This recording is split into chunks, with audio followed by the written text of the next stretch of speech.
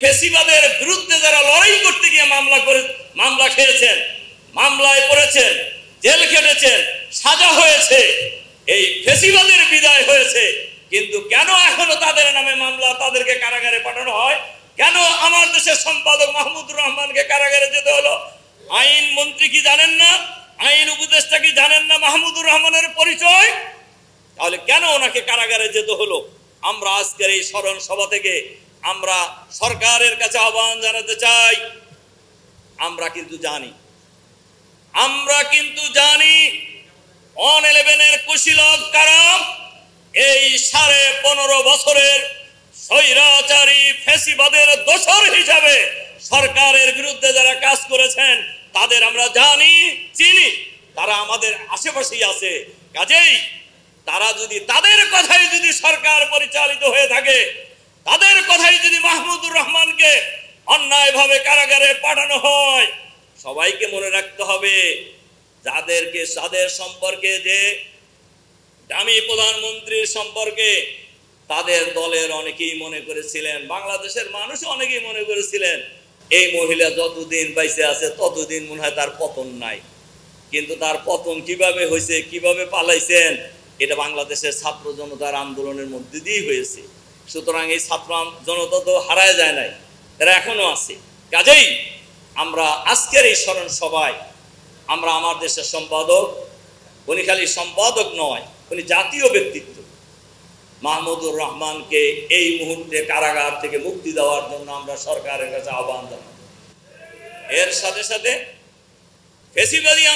ফ্যাসিবাদ বিরোধী আন্দোলন সফল হওয়ার পর এই সফলতাকে, এই বিপ্লবকে, এই দ্বিতীয় স্বাধীনতাকে, এই নতুন বাংলাদেশকে গড়ে তোলার ক্ষেত্রে এই আন্দোলনকে ব্যর্থ করার জন্য যারা ষড়যন্ত্র করছে, এই ষড়যন্ত্রকারীদের চিহ্নিত করে অবিলম্বে তাদেরকে গ্রেফতার করে বিচারের আওতায় আনার জন্য আমরা অন্তর্বর্তীকালীন সরকারের কাছে আহ্বান জানাবো। কাজেই এরা খুবই পরিচিত লোক, এরা কে কোথায় আছে এটা আমরা জানি।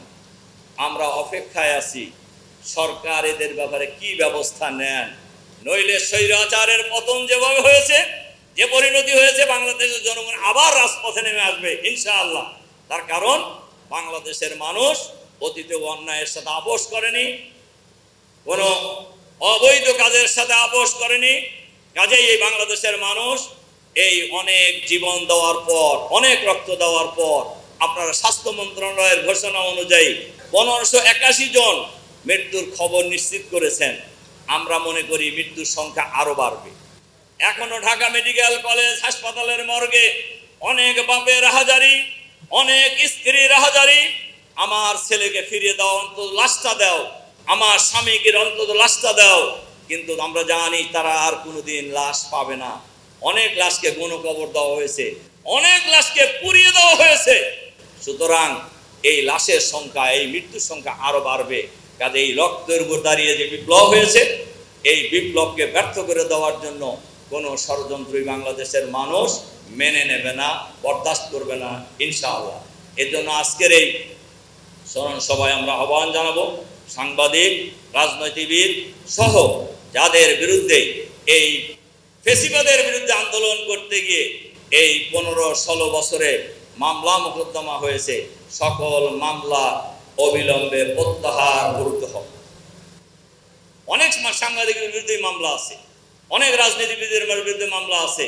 কাজী ভাই, ফ্যাসিবাদ মুক্ত বাংলাদেশে এই ফ্যাসিবাদের বিরুদ্ধে লড়াই করা লোকদের বিরুদ্ধে কোনো মামলা থাকা উচিত নয়।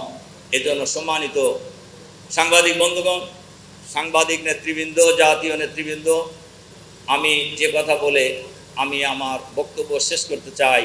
রুহুল আমিন গাজী ভাই অনেক সাহসী সাংবাদিক ছিলেন, সাংবাদিকদের অধিকার আদায়ের জন্য উনি আপোষহীন ছিলেন, বাংলাদেশে গণতন্ত্র প্রতিষ্ঠার ক্ষেত্রে উনি আপোষহীন ছিলেন। কাজেই জাতি রুহুল আমিন ভাইকে যতদিন বাংলাদেশ থাকবে ততদিন স্মরণ করবে ইনশাআল্লাহ। যখন গোটা জাতি কি হতে যাচ্ছে এটা নিয়ে উদ্বিগ্ন ছিল, আমার ধারণা সাংবাদিকরাও উদ্বিগ্ন ছিলেন। কেউই জানতেন না যে এই ফ্যাসিবাদী দামি প্রধানমন্ত্রী এভাবে দেশ থেকে পালিয়ে যাবেন, এটা কি কেউ অনুমান করতে পারছিলেন? কিন্তু 4 জানুয়ারি কি 4 আগস্ট গোটা বাংলাদেশে যে হত্যাকাণ্ড হয়েছে, ঢাকায়ও হয়েছে, এই প্রেস ক্লাবের সামনে ছাত্রলীগ, যুবলীগ, পুলিশ লীগ, আরো যত লীগ আছে, এই সকল সন্ত্রাসী লীগের আক্রমণের বিরুদ্ধে এই গাজী এই প্রেস ক্লাবের গেটে দাঁড়িয়ে হুঙ্কার দিয়েছিলেন। আপনারা যারা সাথে ছিলেন তারা জানেন। ওদিন অনেকেই হয়তো ছিলেন না, কিন্তু অনেকেই ছিলেন। গাজী কোনো সময় তার এই সাংবাদিক পেশাকে সমুন্নত করার ক্ষেত্রে, অন্যায়ের বিরুদ্ধে, অসত্যের বিরুদ্ধে, গণতন্ত্রকামী মানুষকে মুক্ত করার জন্য উনি সব সময় আপসহীন ছিলেন, রাজপথে ছিলেন।